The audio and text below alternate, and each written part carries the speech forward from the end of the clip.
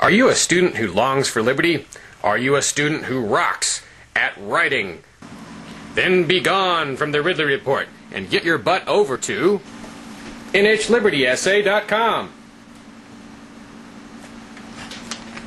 nhlibertyessay.com is offering up to $100 for the student who writes the best essay about liberty. So head on over to nhlibertyessay.com. Dave Ridley here, signing in for RidleyReport.com with a preview of some upcoming legislative hearings. Today is January 22nd, 2008. I want to tell you a little bit about, actually this is the 21st, I want to tell you a little bit about what's coming up on January 24th, 2008. Looks like the first blow on January 24th will fall upon the heads of smokers. Or at least the people who sell to them. House Bill 1334 will increase the fee for obtaining a license to sell tobacco products. Establish yet another fund for yet another government program. Like so many other government programs, it will increase state revenue by an indeterminable amount. However, the fiscal impact note says there will be no increase in expenditures. There's also a House bill on, or a hearing on House Bill 1510, which will increase the tax on non-cigarette tobacco products. Now you don't need to write all this down because I intend to put a link in my video description which will direct you straight to the New Hampshire Liberty Alliance's website and maybe a link to generalcourt.org. They'll get you to the information that you need about these bills.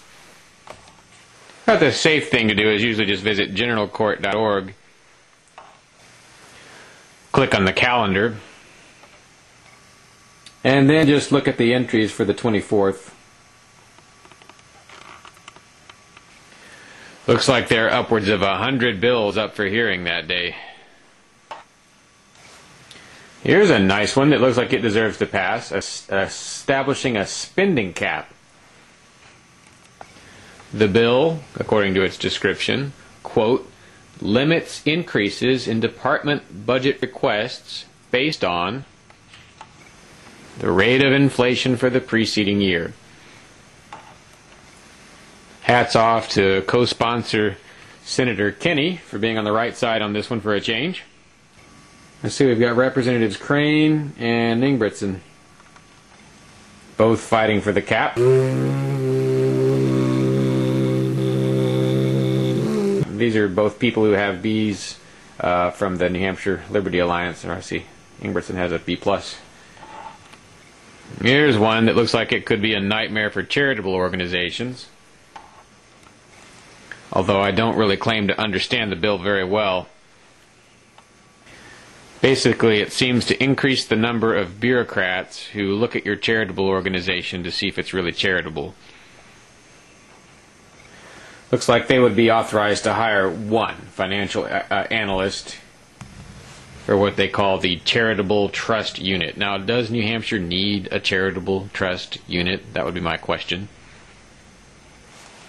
And if not, why do we want to make the Charitable Trust Unit bigger?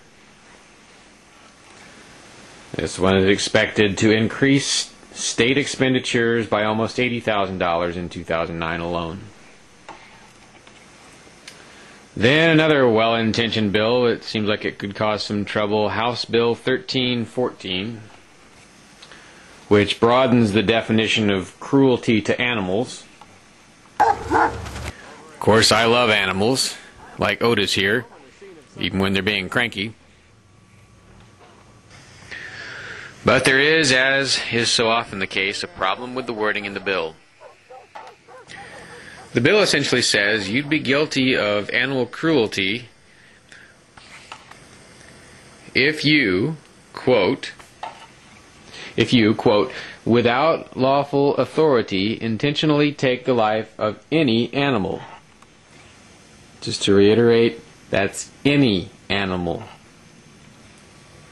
In other words, it seems to indicate, or could be interpreted to mean, that the government decides whether you can protect your cat from a coyote with lethal means, or, for that matter, your dog from another dog using lethal means.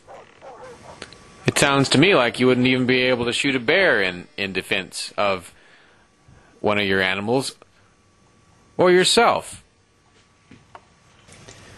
Maybe I'm reading too much into the bill, but that's what government enforcers tend to do after a bill becomes law. Now, there are a lot more bills coming up on the 24th that you'll want to know about, and you can find those at nhliberty.org/upcoming House hearings. You just have to look at the URL. I'll probably post the URL in my video description, like I said. Looks like they're listing roughly 8 bills that are of interest to them, and it's not the same exact group of bills that I've been pointing out today. Their list is probably better than mine because they've got more people working on it, and all I did was kind of go through the first 20 bills that are coming up and talk about the 4 or 5 that looked interesting to me. I also have an idea I would like to bounce off the political types who operate at the New Hampshire State House. I got this idea from Chaz Prohl. I hope I'm saying his name correctly. Chaz is a political opponent of ours for the most part. He's had a rocky relationship with a lot of Free Staters, but I get along with him, I like him, and he had an idea that I like.